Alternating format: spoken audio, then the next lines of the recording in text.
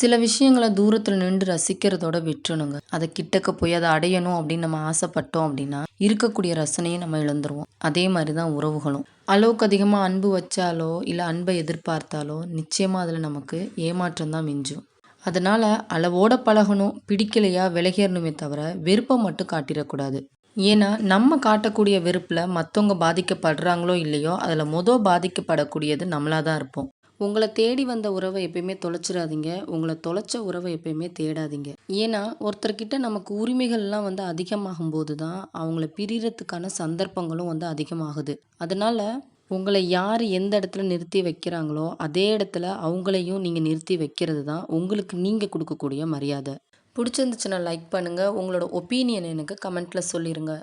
உங்க கூடயே இருக்கக்கூடிய ஒரு நபர், உங்களுக்கு தெரியாம ஒரு சில விஷயங்கள்ல ஈடுபடுறாங்க அப்படின்றத, ஆரம்பத்திலே நீங்க தெரிஞ்சாலோ, இல்ல ஒரு சில அறிகுறிகள் மூலமா உங்களுக்கு தெரிய வந்தாலோ, நீங்களாவே சுதாரிச்சுக்கிட்டு அவங்கள விட்டு விலகிர்றது நல்லது. ஆனா அப்படி இல்லாம, வந்ததுக்கப்புறம் பார்த்துக்கலாம் அப்படின்னு சொல்லி அசால்ட்டா இருந்தீங்க அப்படின்னா, அது மூலியமா உங்களுக்கு வரக்கூடிய இழப்புகள் அப்படின்றது ரொம்ப மோசமானதா இருக்கும். நான் சொன்ன இந்த விஷயம் புடிச்சிருந்துச்சுன்னா, ஒரு லைக் குடுத்துட்டு, உங்களோட ஒப்பீனியன எனக்கு கமெண்ட்ல சொல்லிருங்க.